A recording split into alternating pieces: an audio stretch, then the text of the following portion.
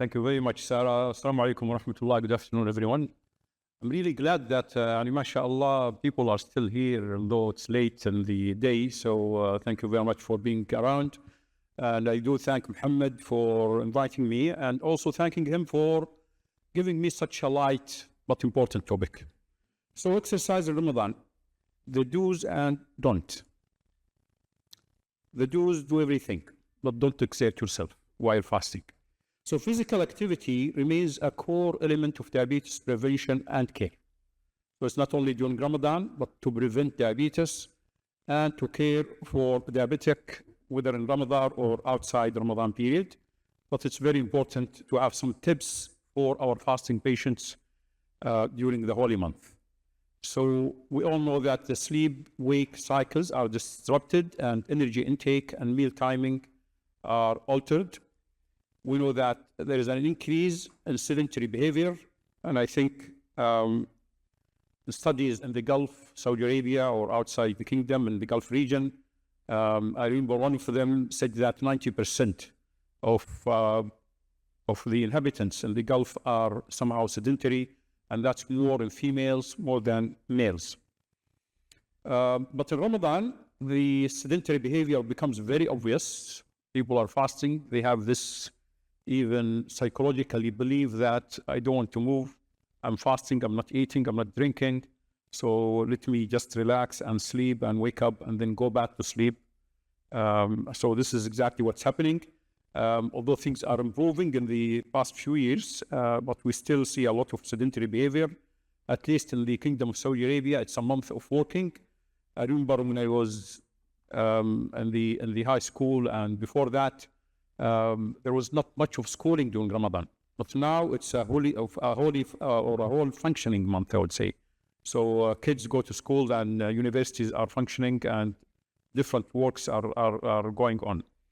There are physiological changes that has been studied during Ramadan, and the remarkable thing is the reduction in plasma glucose, and this is obvious because the eating and drinking is prohibited, and the body uses its storage of glycogen. The brain is not happy to consume except glucose, and you get that from the liver by glycogen stores and gluconeogenesis. There is improvement in insulin sensitivity, at least till iftar time, but everyone observes what happens after iftar. Our colleague just presented a while ago the questions, the very nice exercise that we had minutes ago. And she says that also suhoor, I'm not sure if that's an observation in Southeast Asia mainly, but my personal observation that iftar time let me speak about Saudi Arabia, is a horrible experience. So what happens is we did a study in 2017. We didn't publish that. It was published as a part of a multinational study sponsored by Eli Lilly. And that was actually in 2010 or 9. So we gave 15 patients glucometers. We asked them to measure their sugar after iftar, 2 hours after iftar. And believe it or not, all the 15 patients had sugars above 400. All of them, literally. None of them got a record below 400. It might be slightly related to the part of coverage that we used to practice in Riyadh, or that I used to practice in Riyadh for the National Guard Health Affairs, and mostly the population are soldiers and non-educated, but still this is our observation, and it was really amazing to see these figures when we retain their glucometers and see what happens to blood sugar after iftar. And we know during iftar and Ramadan, at least in the kingdom, sweetie drinks all day till suhoor time. Body weight, conflicting results, but some studies showed there is a reduction.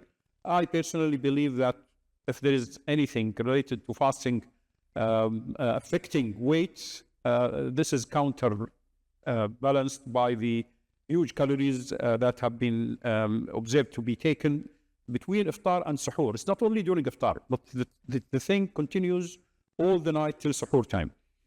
Colleagues talked about the cardiovascular system and the blood pressure, and there are a reduction in inflammatory markers. So by all means, everybody now speaks about the benefits of fasting, whether Muslims and non-Muslims. The huge literature that comes over talking about the changes in immunity, the changes in the various cells in the body with fasting. So absolutely, the benefits of fasting are amazing and still yet to be discovered about that.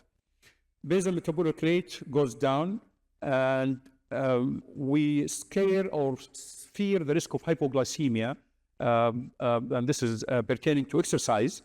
So people are not eating and they are diabetic, they are on various medications to decrease the blood sugar, and you fear that the medications that they use, if combined with exercise, they might go into hypoglycemia. The insulin sensitivity improves, and that might add to the severity or the more action of medications during fasting time, and that might lead to hypoglycemia. The risk of dehydration is there, and especially in patients who have multiple medications, cardiovascular drugs, diuretics, SGLT2 inhibitors. So that's another caution that we need to consider when we discuss exercise part of their fasting.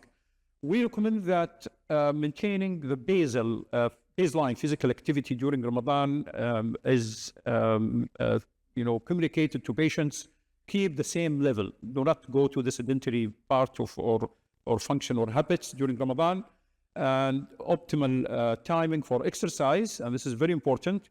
We see a lot of people with their diabetic or not running and jogging in the street during the hot month, when Ramadan used to come in more hot temperature. And the recommendation is to do such vigorous exercise post-iftar, and that's to maximize safety and metabolic control. Safe, moderate intensity activity, such as walking, yoga, household chores, or light resistant exercises, are generally safe during fasting hours. So mild to moderate sort of activity during fasting is recommended, while high duty and high intensity workouts should be avoided until after iftar.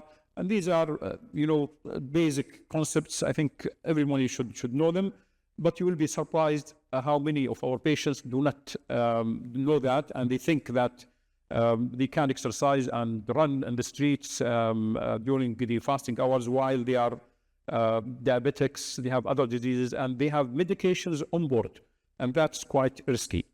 And also that puts them at a great chance for dehydration because of sweating, so hypotension and so on. Pre-Ramadan education of exercise, obviously, this should be an integral part of education and teaching to our patients, which really needs to be addressed and well-designed studies. What are we doing for education in Ramadan? Speaking about myself and my group in National Guard in the past, before I left National Guard Health Affairs in Riyadh, I do not think that we have something focused that says every diabetic should have an education class 1 or 2 months before Ramadan. And obviously, we have thousands of patients with diabetes. So planning the education is still suboptimal. And maybe some of you have some idea about what's the percentage of our patients who receive focused education program before Ramadan. In my opinion, they are minimal. So that's really need to be addressed. Taraweeh prayer should be included as an integral part of the exercise intensity and duration. So these Taraweeh prayers, anything between 11 or 13 rak'ah, are very beneficial. And there have been a publication looking at the pre-Ramadan education program to a group of patients compared to another group of patients who did not receive a pre-Ramadan education program. And those who received education, of course, the importance of education has been highlighted in many studies, and all of them confirmed the value of education, and exercise should be part of that. So in this study, the authors divided these patients into 2 groups, and those who received education had better A1C and weight reduction, even with equal numbers of fasting days. And those who received education performed more Tarawih night prayers. Maybe now have both the benefits and the maghfirah and qabul inshallah from our God, and also the benefits that exercise is good for their diabetes control, for their respiratory and cardiac systems, and so on. Those who did more prayers at night had more decline in A1C and weight, as per this study was published in 2020. So there is some emerging evidence that using technology, so Iba Al-Uzairi, our colleague from Kuwait, from Disman Diabetes Institute, published this paper in 2023, where she looked at or did a supervised remote exercise intervention in patients with type 1 diabetes, and beautifully showed a reduction in interstitial glucose variability compared to, that's in the evening session, compared to those who did exercise during morning sessions. So Iba has illustrated very nicely that the night sessions or evening sessions are more beneficial.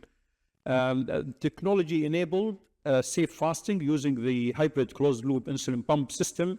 There are studies by Baatar, Britton, and Duvek in 2017 and 2025, which showed in selected patients with type 1 diabetes, these technologies enable them to fast and engage in physical activity more safely, with fewer hypoglycemic episodes reported. Abdullah Al-Quwayhis from Saudi Arabia used flash glucose monitoring in real world, and he demonstrated the safety of fasting in type 1 diabetes. So they had a safer fasting with less breaking the fast days and less hypoglycemic episodes. There is a special population consideration in older adults. They have to be careful as to the intensity and the time of exercise. They have complications, and they should avoid vigorous exercise, and exercise only during non-fasting hours, and prioritize hydration and adequate carb intake after iftar. There are some consideration in Muslim countries for the cultural norms that may limit women's access to safe exercise environment. Now, but we see that exercise gyms for females are all over the place in the Muslim countries. Fitness level, so those who were sedentary the whole year, and then they come in Ramadan and they say, we want to exercise, they have to start with light activity, 10 to 15 minutes walking, for example, while fitter individuals can incorporate moderate intensity exercises routine post-iftar period. I included this table in the upcoming guidelines for 2025. I'm not sure if the editors are going to allow it to appear or not, but it's there anyway. So the takeaway message that scheduled physical activity during non-fasting hours were possible, not during fast. Match exercise intensity and timing to age, gender, and fitness level, and use diabetes technology whenever possible, especially for those with type 1, but also for type 2 patients using flash glucose monitoring and insulin pumps, closed-loop systems. And all of these new technologies have aided a lot or helped a lot to allow our patients to have a safe fasting. Incorporate pre-Ramadan education on safe activity planning, hydration, and glycemic monitoring. And with that, I conclude my talk. Thank you very much.